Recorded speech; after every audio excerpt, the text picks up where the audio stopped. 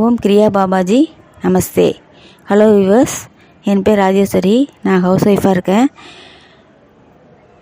என்னோடய வாழ்க்கையில் ஏற்பட்ட சில அனுபவங்கள் எல்லாம் உங்கள்கிட்ட நான் பகிர்ந்துக்கணும்னு நினைக்கிறேன். முதல்ல நான் ஹவுஸ் ஒய்ஃபாக இருக்கிறதே எனக்கு பெரிய தாழ்மனப்பான்மையாக இருக்கும். நம்ம வேலை பார்க்கல, வீட்டுக்குள்ளே இருந்து வேலை பார்த்துட்ருக்கோம் அப்படிங்கிற எண்ணெல்லாம் எனக்கு நிறைய நாளாக இருந்துகிட்டு இருந்துச்சு.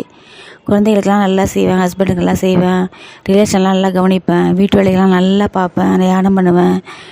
நிறைய வீட்டில் இருக்க ஒர்க்கு பூரா நான் தான் ஃபுல்லாக பார்ப்பேன், நல்லா நீட்டாக செய்வேன். எல்லாமே இருந்தால் கூட என் மனசில் ஒரு திருப்தி ஏற்பட்டதே கிடையாது.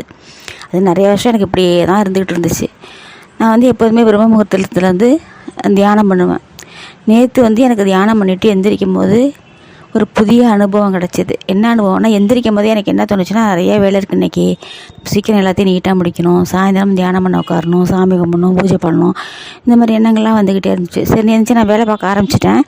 ஆரம்பித்த அப்புறம் எனக்கு ஒரு புதிய ரியலைசேஷன், அது புதிய அனுபவம் என் மனசில் உணர்வில் ஏற்பட்டது. என்னென்னு கேட்டால், நம்ம இந்த வேலைகள்லாம் நம்ம மட்டும்தானே செய்கிறோம். இவ்வளோ வேலை காலையிலேருந்து நைட்டு படுக்க போகிற வரைக்கும், காலையில் வாசல் கூட்டி கூலம் வரலேருந்து நைட்டு படுக்கிற வரைக்கும் நம்ம இவ்வளோ வேலைகளை செய்கிறோம்.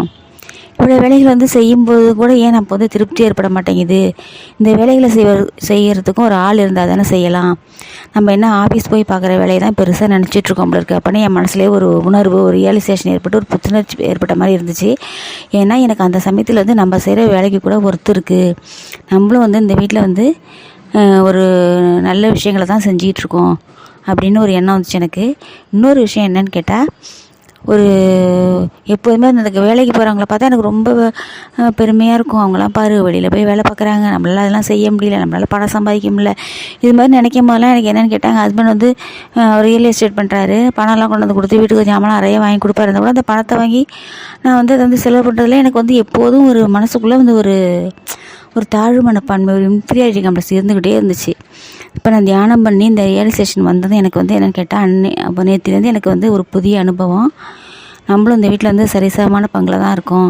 இன்னொன்று என்னென்னு கேட்டால், கணவனை கவனிக்கிறது, பிள்ளைங்களை கவனிக்கிறது, வர்ற கெஸ்ட்டெல்லாம் நல்ல விதமாக உபசரித்து அவங்கள அனுப்புறது, இப்படி நிறைய வேலைகள் நம்ம பெண்களுக்கும் வீட்டு வேலைகளை பார்த்து நல்லா அதுலேயும் ஒரு நிறைய எக்ஸ்பீரியன்ஸ் நமக்கு கிடைக்கிது. இந்த மாதிரி அனுபவங்கள்லாம் நமக்கு கிடைச்சிட்ருக்கு. எல்லாமே நம்ம இந்த வேலை பார்க்குற பெண்களை போல் நம்மளும் சம பங்கு வேலைகளை வீட்டில் செஞ்சிகிட்ருக்கோம். அதனால் நமக்கும் நமக்கு அடுத்தவங்க தான் நமக்கு அங்கீகாரம் கொடுக்கணும், நம்ம கௌரவப்படுத்தணும்னு நினைக்க வேண்டாம். அதே மாதிரி நம்மளுக்கு நம்ம செய்கிற வேலைக்கு, நம்ம செய்கிற ஒர்க்குக்கு நம்ம தான் அங்கீகாரம் கொடுத்துக்கணும். வேலைக்கு போகிற பெண்கள்லாம் இப்போ அவங்களுக்கு சம்பளம் ஒரு அங்கீகாரமாக இருக்குது, வேலை பார்க்குறாங்கன்னு ஒரு கௌரவம் அங்கீகாரமாக இருக்குதுன்னு நினைக்கிறோம்.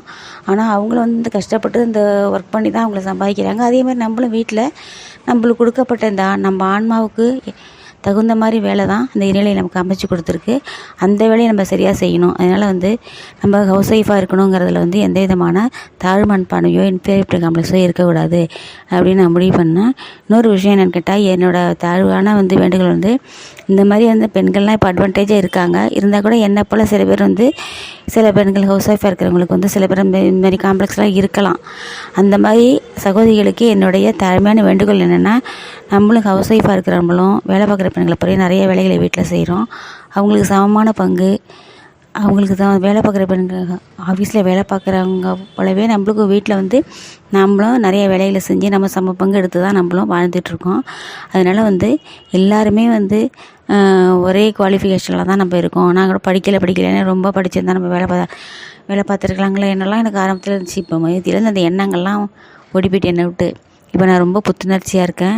நமக்கும் ஒரு அங்கீகாரம் நமக்கே கொடுத்துப்போம், நம்ம எவ்வளோ வேலைகளை செய்கிறோம், நம்ம இந்த குடும்பத்துக்கு ஆணிவேராக இருக்கோம் அப்படிங்கிற ஒரு தன்னம்பிக்கை, தைரியம் எல்லாமே எனக்கு வந்துடுச்சு. இனிமேல் எனக்கு இந்த எண்ணம், தேவையில்லாத எண்ணம் என் மனசில் வராது. அதனால் என்னை போன்ற சகோதரிகளையும் இதே மாதிரி நல்ல புத்துணர்ச்சியாக தன்னுடைய கடமைகளை நல்ல விதமாக செஞ்சு பெருமையோடும் புகழோடும் வாழணுன்னு நான் தாழ்மையாக கேட்டுக்கொள்கிறேன். நன்றி.